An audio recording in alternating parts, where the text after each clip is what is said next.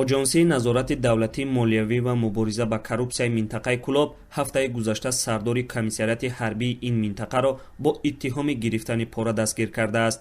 Як манбаъ аз оҷонсии назорати давлатии молиявӣ ва мубориза ба коррупсия рӯзи 12 дар суҳбат ба радиои Озодӣ ин хабарро тасдиқ кард ва гуфт ки Рустам Бурҳонов ҳафтаи пеш ҳангоми гирифтани 3000 сомонӣ дастгир шуд.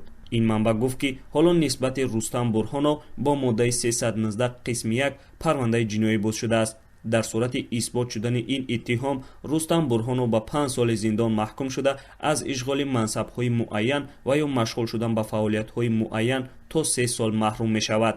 комиссар пулро гирифта бояд ба як шаҳрванд билети ҳарбии ғайриқобили хизмати ҳарбӣ омода мекардааст.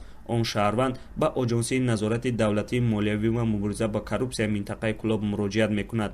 комиссар ҳангоми гирифтани пора дастгир мешавад ва ҳоло нисбати ин ҳолат тафтишот рафта истодааст ва рӯзҳои наздик боз ҷузъиёт дода мешавад, гуфт манбаъ. Рустам Бурҳонов соли гузашта ба вазифаи комиссари Комиссариати минтақаи Кӯлоб таъин шуда то ҳафтаи пеш дар ин мақом фаъолият мекард ва баъди гирифтани пора ва боз шудани парванда нисбаташ аз кор сабукдӯш шудааст.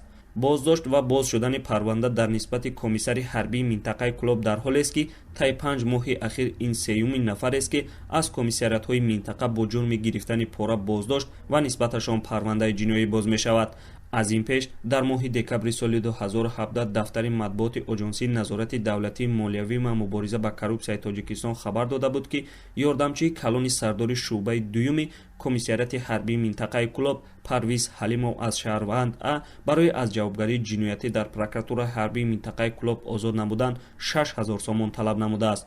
ба гуфтаи манбаъ ҳангоми чорабиниҳои оперативӣ тафтишотӣ дар Комиссариати ҳарбии минтақаи Кӯлоб замони гирифтани маблағи 6000 сомонӣ Парвиз Ҳалимов дастгир гардида маблағи мазкур аз ӯ ҳамчун далели шайъӣ ёфт гирифта шуда нисбати Парвиз Ҳалимов бо моддаи 247 қисми 3 банди А парвандаи ҷиноӣ оғоз карда шуда буд.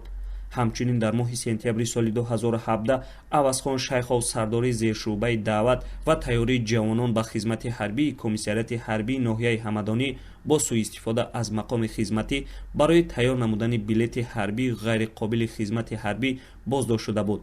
ба иттилои манбаъ авазхон шайхов аз шаҳрванд Орифов С $400 Иёлоти Муттаҳидаи Амрико ва 250 сомон гирифта билети ҳарбии қалбакӣ тайёр карда додааст.